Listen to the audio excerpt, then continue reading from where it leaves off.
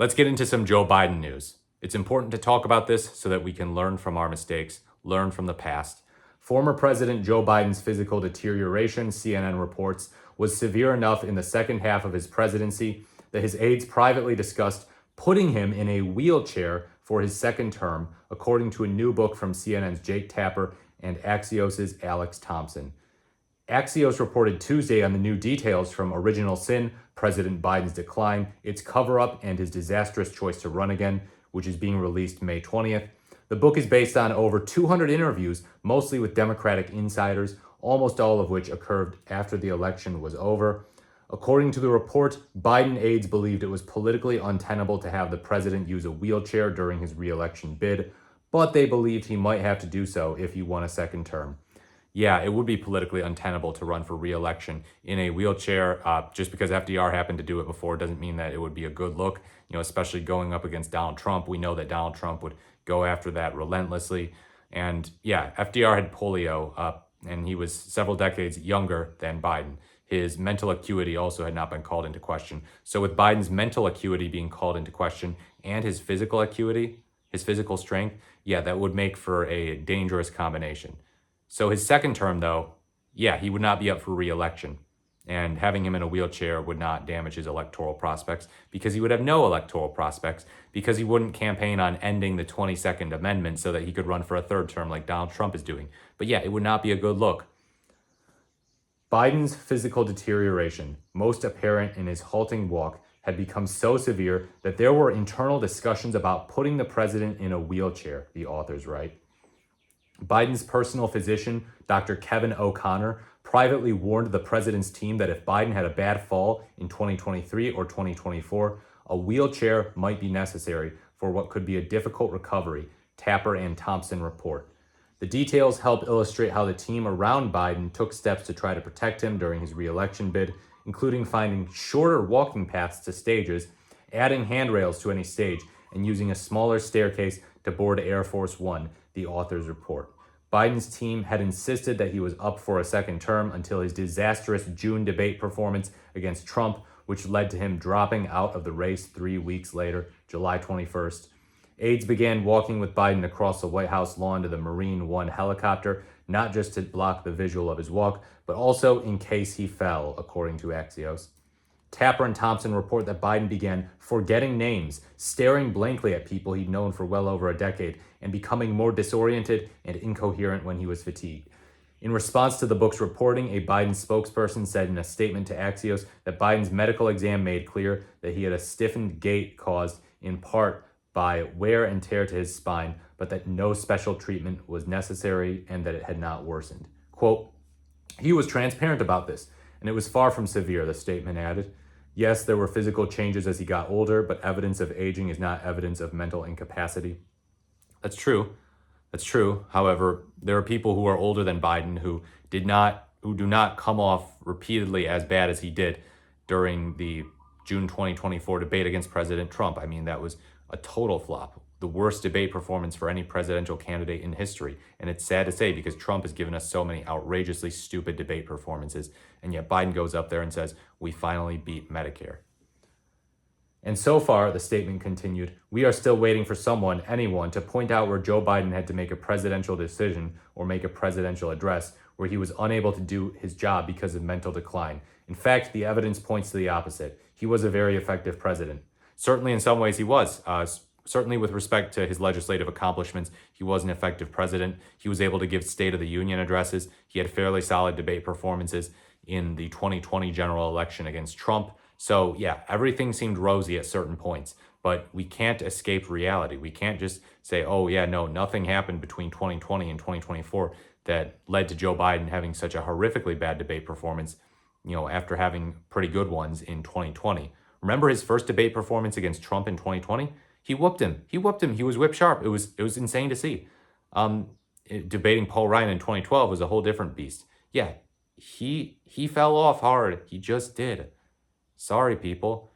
Now, yeah, obviously, just because he seems like he was worse in 2024 or 2025, that doesn't mean necessarily, oh, he's about to croak or anything, or that, oh, his ability to serve as president and, get things done, even if it's in a diminished capacity, is, poor or worse than Trump. It doesn't make him a worse president than Trump or an ineffective president, but it does project a certain weakness to the American people. We saw that. We saw that surveys showed people associating Biden with the word old. That was the first word that they used to describe him. Not, oh, liberal, not, conservative, not president, not 5'11", old, not anything else. Just, yeah, he's old. Not leader, not strong, old.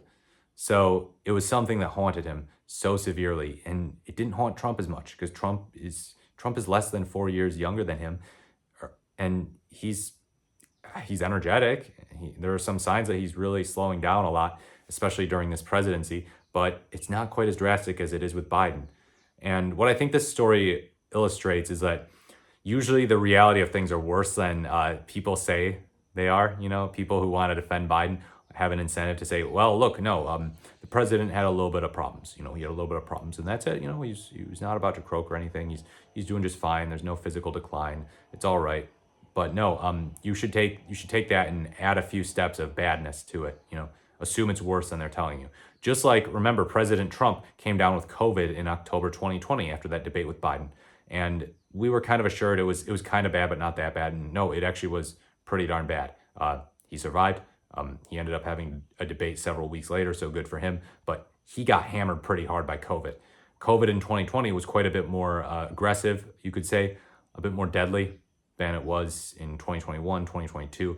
Eventually, the virus got weakened. But yeah, in 2020, that was the most dangerous variant of COVID. And President Trump was hammered by it more so than we were led to believe. So yeah, propagandists, staffers, spokespersons, all that, they have an incentive to sort of sugarcoat things, to look at it through rose-colored glasses and give you this picture of, no, it's not so bad, whatever, he's a little old, whatever, he got a little bit of a cold, it happens. No, something worse is happening.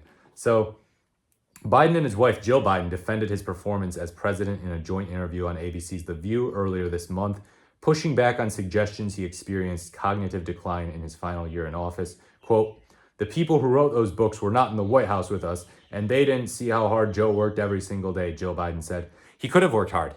In fact, in some ways, he probably did. However, that does not change the physiological reality of the president's mental state, his physical state, the possibility of him being in a wheelchair. Now, obviously, anyone could end up in a wheelchair, Barack Obama could have ended up in a wheelchair if he suffered some catastrophic event that left him paralyzed or something like that. But we're talking about someone getting stuck in a wheelchair due to age. We're talking about this guy sometime between 2025 and 2029, his second term, ending up in a wheelchair for the public to see, and not wanting to do it during the election because he knows it would be a bad look. And talk about people feeling like, what, the wool was pulled over our eyes. We didn't think he'd be in a wheelchair in his second term. And it's like, oh yeah, he is, whatever. He's not running for re-election, so, just deal with it. And we would deal with it. Whatever. You can be a great president in a wheelchair, but still. People do not feel good about the way that the Democratic Party treated them in the 2024 election with respect to the cover-up of Joe Biden's mental decline. It is something we need to learn from, especially if we want to avoid another disastrous president like Trump, another disastrous election like the 2024 election, where someone like Trump sweeps all swing states, some by narrow margins, but it's unacceptable. It's unacceptable. The Democrats could have done better. Had they nominated some Democrat other than Biden in 2020, that Democrat might have gotten reelected in 2024. It's totally possible, even with problems like inflation haunting the country.